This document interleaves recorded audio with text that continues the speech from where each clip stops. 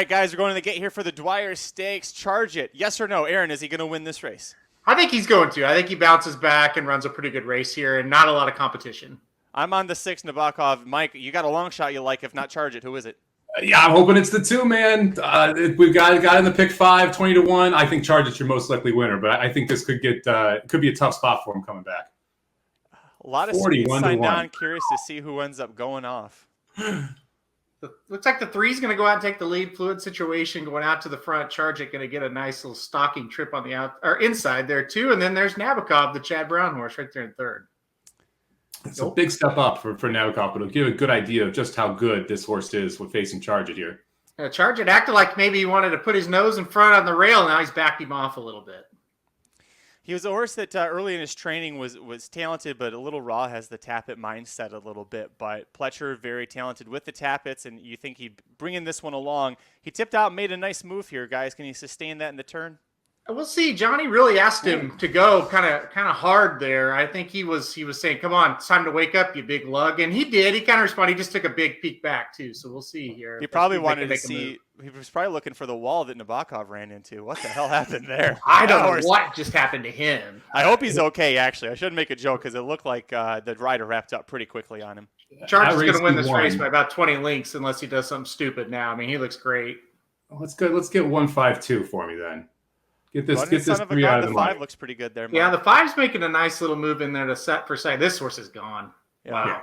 Come on, this looks like Chardon's maiden win that we covered, guys, way back in not in the day, February, but in the year. Yeah. He just is cruising home. Very happy I singled him now, and I've got some bullets to fire coming into the last 2 races. This big 5. You mentioned not to overthink it, right? And that's the don't overthink it kind of win. The horse that beat him in the Florida Derby when there was kind of the debate is if Charge It had more experience, could he have caught White Abario in the Florida Derby? He almost won the Ohio Derby. So, he came back and ran well after having a rough Kentucky Derby like Charge It. So, all right, let's project moving forward. I think this is the one horse out of the Dwyer that we really care about, guys. Aaron, moving forward, is this a Travers horse? Absolutely. Absolutely. I mean, they're going to step up. I don't know if they maybe go Jim Dandy and then Travers or whatever, but this horse is absolutely going back into top flight company. People on Bleeker's Off are saying, he's never going to work his problems out. He's got so many problems. And I was quick to point out, before they jumped right into grade 1 company 2 times in a row, I didn't hear anybody saying this horse has any problems. And I bet now that he's back at a 1-turn mile in a race where he stands out, he probably won't have any problems today. You know what? Yeah, sure didn't. Looked like a really good horse. So I don't think there was really anything to iron out with him. I just think it was a lot to ask of a horse really, really quickly. Now we're going to build him up properly. I think, big races are coming up next, and I think he'll be more ready to try to face that top flight company, especially since his stablemate Mo Donegal is no longer going to be around for these big races. Todd's got to get another one going. Mike, what do you think about this effort moving forward? 134-3 is racehorse time. We'll put it that way, off the layoff. I mean, that was a very impressive effort. 109 for the 6 furlongs, and that's when he was making that move around the turn. I'm going to be interested to see what they do with Charge It.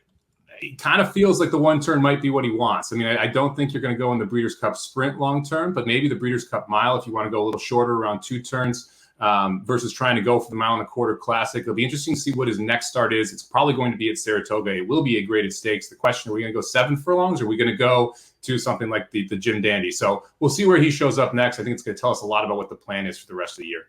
Pretty big, about 8 minutes here for Mandy Pope of Whisper Hill Farm, because Charge It wins the Dwyer right after She Dares the Devil wins at Churchill Downs and Fleur de Lis Stakes. If you want our thoughts and our reaction to that replay, go check that out at youtube.com/racing dudes. It was a hell of a race to watch as well. So make sure you like the video before you leave, subscribe to the channel. We'll see you at the track.